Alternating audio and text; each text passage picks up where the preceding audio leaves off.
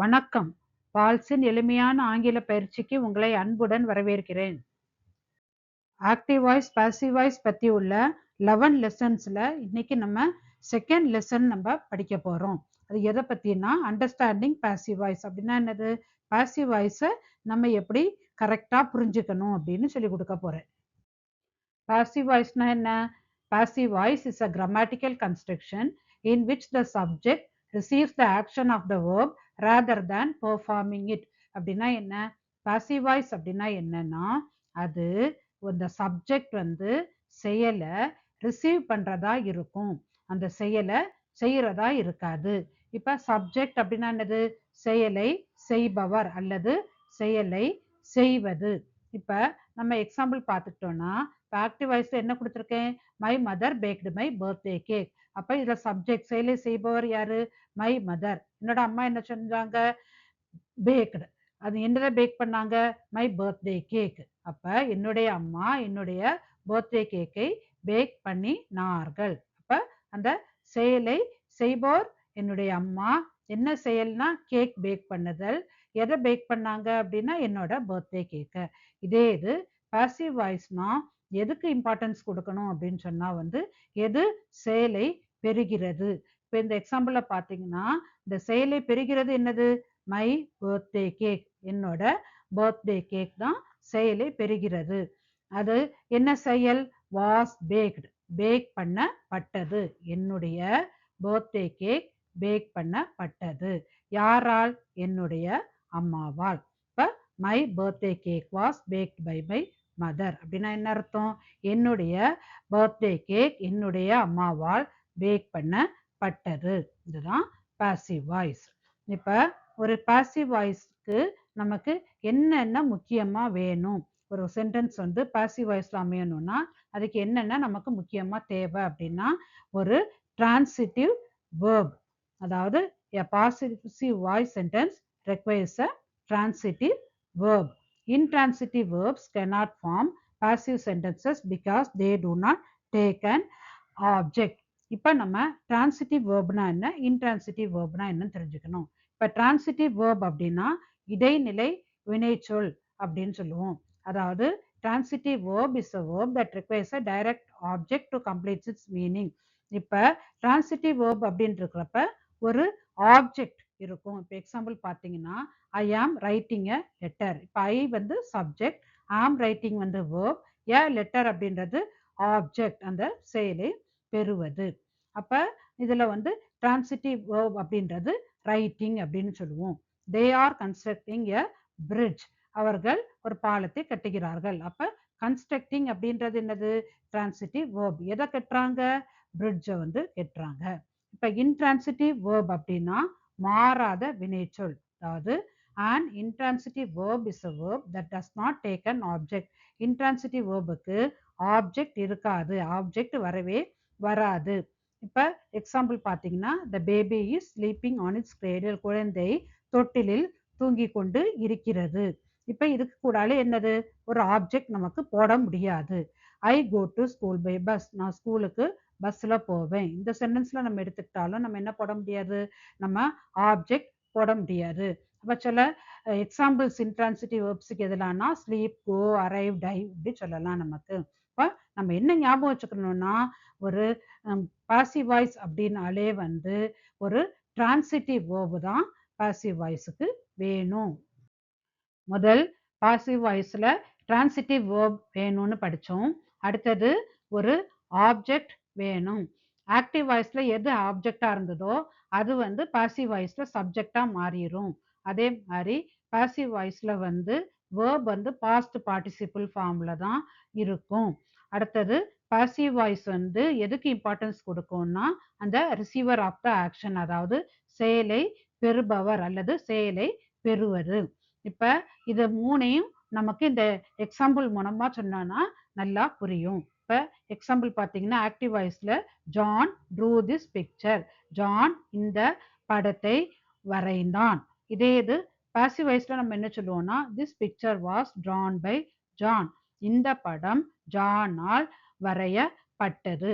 அப்ப இதுல நமக்கு ஆப்ஜெக்ட் அப்படின்னு இருக்கிறப்ப இந்த ஆக்டிவ் வாய்ஸ்ல திஸ் பிக்சர், பாசிவ் வாய்ஸ்ல this picture தான் என்ன ஆகியிருக்கு சப்ஜெக்டா ஆகியிருக்கு.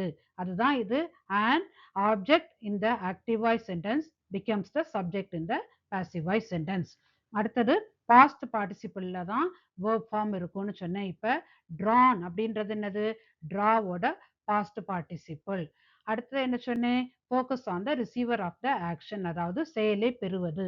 செயலை பெறுவது என்னது this picture. இந்த பிக்சர் என்ன செயலை பெறுகிறது வரையப்பட்டது. இந்த படம் ஜானால் வரையப்பட்டது.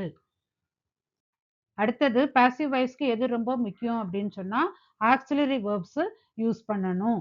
இப்ப அந்த ஆக்சிலரி வேர்ப் எங்க வரும் அப்படின்னு சொன்னா அந்த வேர்புக்கு முன்னாடி நம்ம யூஸ் பண்ணுவோம். அதே மாதிரி நான் ஏற்கனவே சொன்ன மாதிரி நமக்கு அந்த வேர்ப் பாஸ்ட் பார்ட்டிசிபிள் ஃபார்ம்ல தான் இருக்கும். அந்த பாஸ்ட் பார்ட்டிசிபிள் ஃபார்ம் ஆஃப் வேர்புக்கு முன்னாடி நம்ம இந்த ஆக்சிலரி வேர்ப் அல்லது இந்த ஹெல்பிங் வேர்பை நம்ம போடுவோம். என்னெல்லாம் ஆக்சிலரி வேர்ப் அப்படின்னு நான் இங்க கொடுத்துருக்கிறேன். அதே மாதிரி என்ன டென்ஸ்ல என்ன சப்ஜெக்ட் இருந்ததுன்னா நமக்கு இந்த மாதிரி எக்ஸாம்பிள் வரும்னு நான் போட்டிருக்கிறேன்.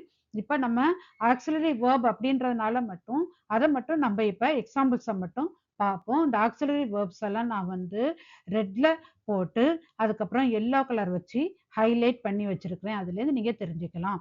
Tea is drunk maybe in the morning. Tea என்னால் காலையில் குடிக்கப்படும். These books are read by many students. இந்த புத்தகங்கள் நிறைய மாணவர்களால் படிக்கப்படுகின்றன. This song was composed by Samuel. இந்த பாடல் சாமுவலால் கம்போஸ் பண்ணப்பட்டது. My chairs were painted blue by Samuel. என்னுடைய சேர்ஸ் ப்ளூ கலரால் சாமுவலால் பெயிண்ட் பண்ணப்பட்டது. The prayer song will be sung by Samuel in the function. Prayer song சாமுவலால் ஃபங்க்ஷனில் பாடப்படும். A picture is being painted by me. ஒரு வடம் என்னால் paint பண்ணப்பட்டு கொண்டு வருகிறது. Some pictures are being painted by me. சில படங்கள் என்னால் பெயிண்ட் பண்ணப்பட்டு கொண்டிருக்கின்றன. The patient was being treated by Dr. Samuel last week. இந்த patient கடந்த வாரம் டாக்டர் சாமுவலால் ட்ரீட் பண்ணப்பட்டு கொண்டிருந்தார். Many patients were being treated by Dr. Samuel during the pandemic. பெருந்தொற்று காலத்தில் டாக்டர் சாமுவலால் நிறைய பேஷியன்ஸ் ட்ரீட் பண்ணப்பட்டு கொண்டிருந்தார்கள். The tables have been painted by a painter since morning. மேஜைகள் ஒரு பெயிண்டரால் காலையில் இருந்தே பெயிண்ட் பண்ணப்பட்டு கொண்டு இருக்கிறது. The house has been painted by the painters since morning. இந்த வீடு பல பெயிண்டர்ஸால் காலையில் இருந்து பெயிண்ட் பண்ணப்பட்டு கொண்டிருக்கிறது. Many detective novels had been written by me before I began writing moral stories. நான் moral stories எழுதுவதற்கு முன் பல டிடெக்டிவ் நாவல்ஸை எழுதி கொண்டு இருந்தேன். More than 100 heart surgeries will have been performed by Dr. Samuel by the end of the year. இந்த வருடம் முடியும் பொழுது சாமுவலால் 100க்கும் அதிகமான ஹார்ட் சர்ஜரிஸ் பெர்ஃபார்ம் பண்ணப்பட்டிருக்கும். இப்ப ஆக்டிவ் வாய்ஸ்ல சப்ஜெக்ட் ப்ரோனோனா இருந்துச்சுன்னா அது பாசிவ் வாய்ஸ்ல எப்படி அது ஆப்ஜெக்டா மாறுது அப்படின்றத நம்ம தெரிஞ்சுக்கணும். ப்ரோனோன்னா நம்ம I we you he she it இதெல்லாம் தான் ப்ரோனோன் அப்படின்னு நம்ம சொல்லணும். இப்ப சப்ஜெக்ட் ஆக்டிவ் வாய்ஸ்ல ஐயா இருந்துச்சுன்னா அது பாசிவ் ஆப்ஜெக்டா மீனு மாறும். வி அஸ் யூ யூவா தான் இருக்கும். ஹி ஹிமா மாறும். ஷீ ஹர்ரா மாறும். இட் இட்டா தான் இருக்கும். தே தெம்மா மாறும். இப்ப ப்ரோனோன் ஆக்டிவ் வாய்ஸ்ல உள்ள சப்ஜெக்ட் பாசிவ் வாய்ஸ்ல ஆப்ஜெக்டா மாறுறப்ப எப்படி சேஞ்ச் ஆயிருக்குன்னு பாக்குறோம். இப்ப ஐ அப்படின்றப்ப நான் அப்படின்னு இருக்கிறப்ப மீ என்னால், வி நாங்கள், அஸ் எங்களால், யூ நீ, யூ உங்களால், ஹி அவன், ஹிம் அவனால், ஷீ அவள், ஹர் அவளால், இட் அது, இட் அதால், தே அவைகள், தம் அவைகளால். எக்ஸாம்பிள நான் எக்ஸ்பிளைன் பண்றப்ப உங்களுக்கு ஈஸியா புரியும். I stitch this dress. இந்த ட்ரெஸ்ஸை நான் தைத்தேன். This dress was stitch by me. இந்த ட்ரெஸ் என்னால் தைக்கப்பட்டது. We sang the prayer song. நாங்கள் பிரேயர் சாங்கை பாடினோம். The prayer song was sung by us. Prayer song எங்களால் பாடப்பட்டது. You have taught this lesson already. ஏற்கனவே இந்த பாடத்தை நீங்கள் நடத்தி விட்டீர்கள். This lesson has been taught by you already. இந்த பாடம் ஏற்கனவே உங்களால் நடத்தப்பட்டது. He played the piano in the concert. அவன் கான்சர்ட்டில் பியானோ வாசித்தான். The piano was played by him in the concert. கான்சர்ட்டில் பியானோ அவனால் வாசிக்கப்பட்டது. She sewed a sweater for her grandchild. அவள் அவளுடைய பேர குழந்தைக்கு ஒரு sweater பின்னினாள். A sweater was sewn by her for her grandchild. அவளுடைய பேர குழந்தைக்காக அவளால் ஒரு sweater பின்னப்பட்டது. It caught a mouse. அது ஒரு எலியை பிடித்தது. A mouse was caught by it. ஒரு எலி அதனால் பிடிக்கப்பட்டது. They displayed some awareness posters on drug abuse. அவர்கள் drug abuse பற்றிய சில awareness posters-ஐ display பண்ணினார்கள். Some awareness posters on drug abuse were displayed by them. drug abuse பற்றி உள்ள சில awareness posters அவர்களால் display பண்ணப்பட்டது. யூஸ்வலா நம்ம வந்து பாசிவ் வாய்ஸ்னாலே வந்து ஒரு செயல் யாரால் செய்யப்பட்டது அப்படின்னு வந்து நம்ம போட்டிருப்போம். இப்ப a mouse was killed by the cat. அப்ப அந்த cat அப்படின்றது தான் ஏஜென்ட். அந்த பூனையால் எலி கொல்லப்பட்டது. அப்ப இந்த பூனையை தான் நம்ம ஏஜென்ட் அப்படின்னு வந்து சொல்லுவோம். ஆனா இந்த பை போட்டு அந்த ஏஜென்ட் போடாமலே வந்து சில சென்டென்சஸ் வந்து வந்திருக்கும். அது எப்ப வரும் அப்படின்னா வந்து அந்த செயலை செய்தவங்க யாருன்றதே நமக்கு தெரியாது. இல்லைன்னா அந்த செயலை செய்கிறவங்க வந்து நமக்கு ரொம்ப முக்கியமா இருக்க மாட்டாங்க. அதே மாதிரி நமக்கு அந்த செயல் தான் நமக்கு ரொம்ப முக்கியமா இருக்கும். அதே மாதிரி அந்த செயல் வந்து சந்தர்ப்பத்துக்கு தகுந்த மாதிரி இம்ப்ளை ஆகியிருக்கும், இல்லைன்னா கன்வே ஆகியிருக்கும். அதுக்கு நமக்கு அந்த ஏஜென்ட், அந்த செயல் யாரால் செய்யப்பட்டது அப்படின்றது நமக்கு தேவையில்லை.